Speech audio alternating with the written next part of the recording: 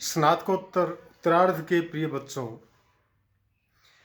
आज मैं फिर नैषधीय चरितम के प्रथम सर्ग से कुछ श्लोकों की व्याख्या करने के लिए उपस्थित हुआ हूँ। आशा है आप इन श्लोकों को, जो कि प्रथम सर्ग के 27 से लेकर 31 तक के हैं, उनको ध्यानपूर्वक सुनेंगे और समझेंगे। अस्तु, आपको मैंने पूर्व में ही बता दिया था कि महाकवि श्रीहर्ष नल और दमयंती के चरित्र को लेकर प्रथम सर्ग में सर्वप्रथम राजा नल के गुणों एवं उसके शारीरिक सौंदर्य का वर्णन कर रहा है। आइए हम आगे बढ़ते हैं। श्रीहर्ष ने लिखा है, निमीलन भ्रंश जुषा दिशा वृषम निपीयतम यस्त्रिदशीभिरर्जितः अमूस्तमभ्यासभरम विवृण्वते निमेष निश्वैरधुनापि लोचनैः। इसका अन्वय है, त्रिदशिभिः निमीलन भ्रंश जुषा दृशा तम वृषम निपीय यह अर्जितः अमु अधुनापि निमेष निश्वैः लोचनैः तम अभ्यासभरम विवृण्वते।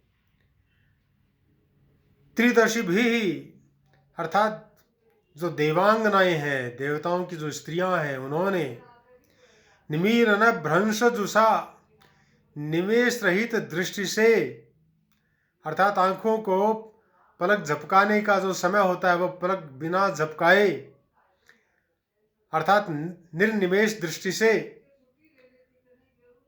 दृष्टा यानी दृष्टि से, तम नलम भृशम इत्यर्थः, वह जो नल है उसको अत्यधिक या बहुत ज्यादा निपीय,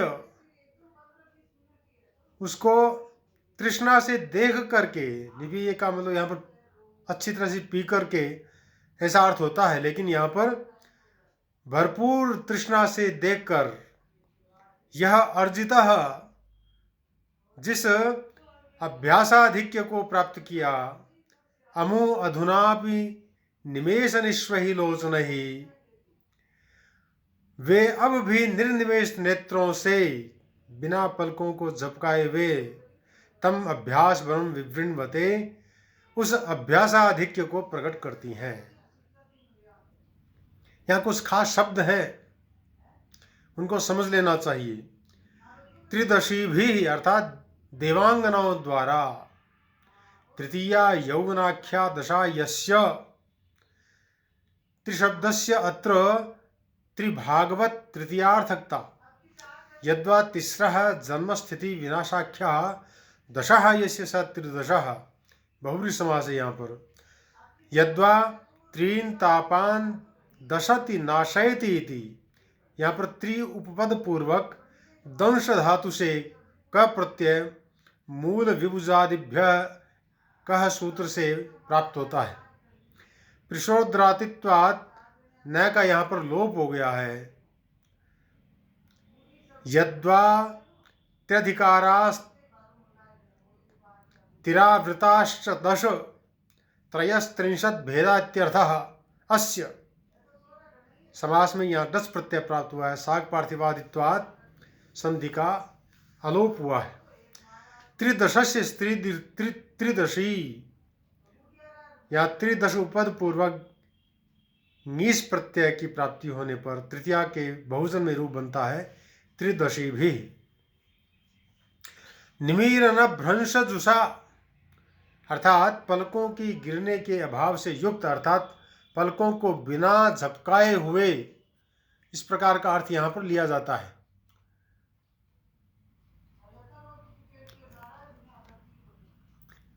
अर्थात निमेष रहित दृष्टि से, निमीलनस्य भ्रंशः तम जुषति इति निमीलन भ्रंश जुट तया इति, यहाँ जुष धातु से क्विप प्रत्यय करने पर यह शब्द बनता है। निपी अर्थात अच्छी तरह से पी करके, पान करके, लक्षणा द्वारा यहाँ पर सतृष्ण देख कर, इस प्रकार का अर्थ यहाँ पर लिया जाता है। यह शब्द नी उपसर्ग पूर्वक पा धातु को त्वा के स्थान पर ल्यप आदेश होकर के बना है। अभ्यास भरम अभ्यासाधिक्य अभ्यासस्य भरः तम इति। निमेष निस्वहि निमेष शून्य नास्ति स्वम धनम येषाम तहि बहुव्रीहि समास है। यहाँ पर निस्वहि निमेषस्य निस्वहि षष्ठी तत्पुरुष समास है। निमेष दरिद्रैहि इत्यर्थः लोचनहि नेत्रों के द्वारा या नेत्रों से, तृतीया का बहुवचन का रूप है। ये विवृण्वते प्रकट करती है, ये प्रथम पुरुष का बहुवचन का रूप है, लट लकार में आत्मनेपदी रूप है। देव तथा अंगनाओं के लिए पलक न भांसना स्वाभाविक है, पर कवि यहाँ पर उत्प्रेक्षा करता है कि सुंदर और युवा नल को देखने के लिए ही देवांगनाओं ने पलक न मारने का अभ्यास किया है। इस श्लोक में प्रतिमान उत्प्रेक्षा अलंकार है। फिर कहते हैं अधस्तदाकर्णी फलाढ्य जीवितम दृशोर्द्वयम नस्तद्वीक्ष चाफलम इति स्म चक्षुः श्रवसां प्रिया नले स्तुवन्ति निन्दन्ति हृदा तदात्मनः। इसका अन्वय है चक्षुः श्रवसां प्रियः तदा आत्मनः हृदा नले अधः नः दृशोर्द्वयं तदाकर्णी फलाढ्य जीवितं च तद्वीक्षि अफलम इति स्तुवन्ति निन्दन्ति स्म। अर्थात नागों की स्त्रियां उस समय अपने हृदय से नल के विषय में, ये हमारी दोनों आंखें उन नल के गुणों को सुनने वाली हैं, अतएव सफल जीवन वाली है, और उन नल को न देखने वाली है, अतः निष्फल है, इस प्रकार प्रशंसा तथा निंदा करती हैं। कहने का मतलब यह है कि महाराज नल का सौंदर्य सबके द्वारा दर्शनीय है, सब उसके सौंदर्य का दर्शन करने के लिए इच्छुक हैं। इस प्रकार की बात इस श्लोक के माध्यम से यहाँ पर बताई गई है। यहाँ कुछ खास शब्द हैं, उन्हें समझ लेना चाहिए। चतुस्रवसाम यानी नागों का, चक्षुंष एवं श्रवांश येषाम ते तेषाम चक्षुः श्रवसाम, अर्थात आंखें ही जिनके कान हैं। प्रसिद्ध है कि सर्प आंखों से सुनते हैं, उनके कान नहीं होते, पर यह प्रसिद्धि प्राणी शास्त्र के अनुकूल नहीं है। तदाकर्णी उनको, अर्थात नल के गुणों को सुनने वाला, तम आकर्णयतुम शीलम यस्य तत् तदाकर्णी, यहाँ तत् उपद पूर्वक आंग उपसर्ग पूर्वक कर्ण को, जो कि निजंत है, णिनि प्रत्यय प्राप्त होने पर यह शब्द बनता है। फलाढ्य जीवितम, फल से संपन्न जीवन वाला, फलेन आढ्यम जीवितम यस्य तत् बहुव्रीहि समास है यहाँ पर। तदवीक्षी उसको, अर्थात नल को न देखने वाला, वीक्षितुम शीलम अस्य इति वीक्षी, यहाँ वी उपसर्ग पूर्वक ईक्ष जो कि णिनि प्रत्यांत है, कर्ता के अर्थ में यह प्रत्यय उसको ताच्छिल्य अर्थ में प्राप्त हुआ है। न वीक्षी इति अवीक्षी, यहाँ न तत्पुरुष समास हो गया है। तस्य अवीक्षी अर्थात तदवीक्षी षष्ठी तत्पुरुष समास हो गया। अफलम यानी निष्फल। भाव यह है कि नाग पत्नियां पाताल में रहने के कारण मर्त्यलोकवासी नल की गुण चर्चा आंखों से सुन सकती थीं, अतः उनको धन्य मानती थीं, पर उन्हें आंखों से न देख सकने के कारण उन्हें आंखों को अधन्य भी कहती थी। मलिनाथ के अनुसार इस श्लोक में अतिशयोक्ति अलंकार है।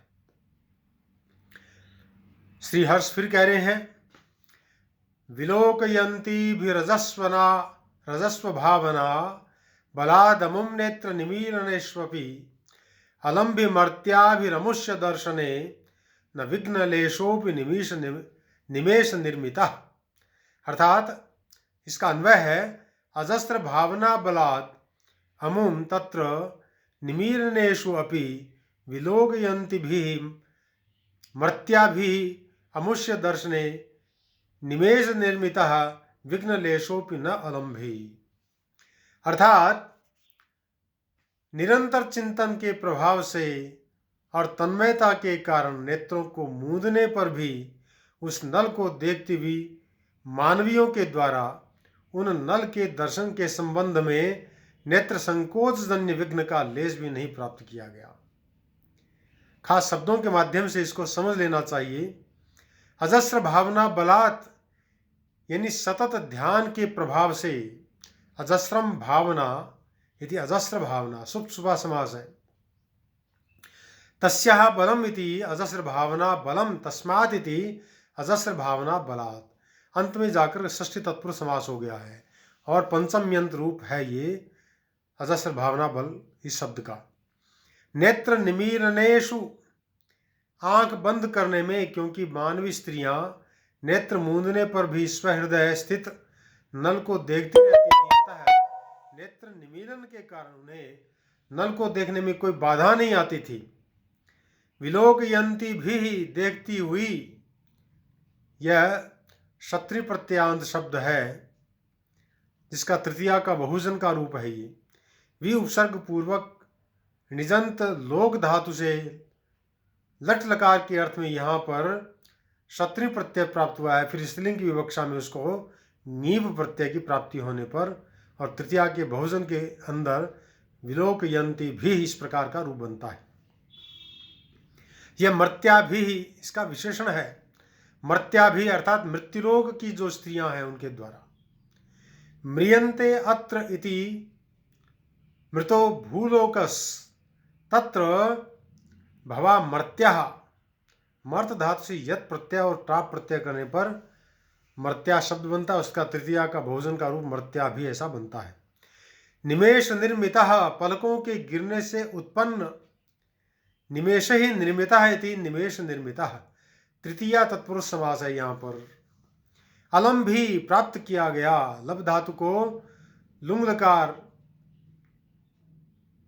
के अर्थ में यहाँ पर प्रथम पुरुष एक वचन में रखा गया है। इस श्लोक में मल्लिनाथ के अनुसार अतिशयोक्ति अलंकार है। अत्र मर्त्यानाम सर्वावस्थालोक ना संबंधे अपि तत् कथनात् अतिशयोक्ति विशेषोक्ति अलंकार है। तथा चालंकार सर्वस्व अर्थात अलंकार सर्वस्व में इसका लक्षण दिया है। कारण सामग्री कार्यस्यानु अनुत्पत्तिर विशेषोक्ति इति, अर्थात बिना कारण के ही जब कार्य की उत्पत्ति हो जाए तो वहां पर अतिशयोक्ति अलंकार होता है, विशेषोक्ति अलंकार होता है।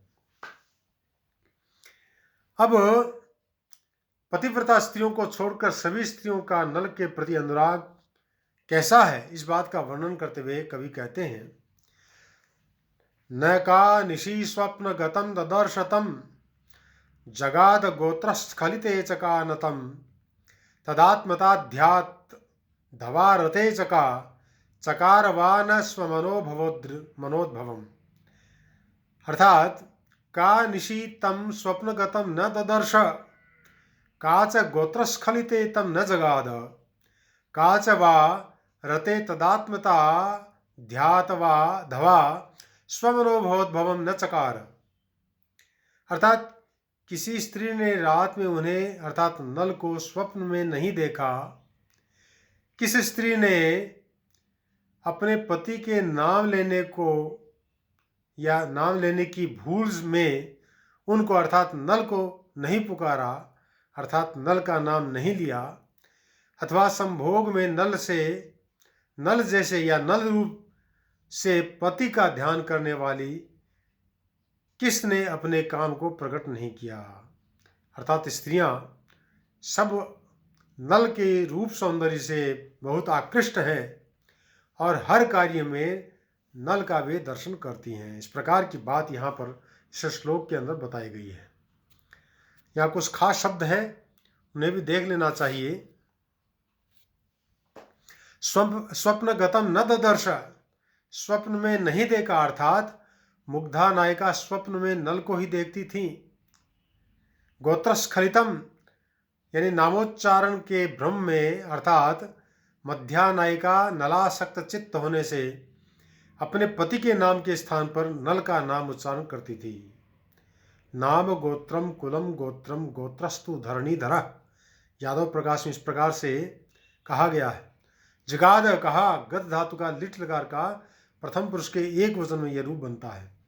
रते यानी रति में या संभोग में रम धातु से त प्रत्यय करने पर यह शब्द बनता है, जिसका सप्तमी के एक वचन का रते इस प्रकार का रूप बनता है। तदात्मता ध्यात धवा, उस नल के रूप से पति का चिंतन किया है जिसने, तस्य आत्मा यस्य बहुरी समाज यहाँ पर, तदात्मा तस्य भावः इति तदात्मता ध्यात धवा, तदात्मता तया ध्यातः धवो या सा, यहाँ बहुरी समास हो जाता है। स्वमनोभवोद्भवम, अपने काम का प्रकाशन अर्थात प्रौढ़ नायिका अपने पति में नल भाव करके रमण करती थी, अर्थात पति को नल समझ करके उसमें रति भाव करती थी। स्वस्य मनोभाव है तस्य उद्भव है तम इति षष्ठी तत्पुरुषम हो गया। कामांधा किम न कुर्वन्ति, काम से अंधे जो व्यक्ति होते हैं वे क्या नहीं करते, अर्थात वे उचित अनुचित सब कुछ कर डालते हैं। अत्र मर्त्यानां सर्वावस्थालोकना संबंधेपि तत्कथनात् अतिशयोक्ति ही इति मल्लिनाथ ने कहा है कि यहाँ पर अतिशयोक्ति अलंकार है। इस श्लोक में छेकानुप्रास भी है। यहाँ दर्शन आदि के असंबंध में भी संबंध का कथन होने से अतिशयोक्ति अलंकार बनता है। इस प्रकार से महाकवि श्रीहर्ष ने नैषधि चरितम के प्रथम सर्ग में नल के सौंदर्य का वर्णन करते हुए उसका वर्णन किया है। अस्तु प्यारे बच्चों, आज हम इस प्रकरण को यहीं तक लेंगे। आगे के श्लोकों की व्याख्या हम अगले वीडियो में लेंगे। तब तक के लिए जय तु संस्कृतम, जय तु भारतम।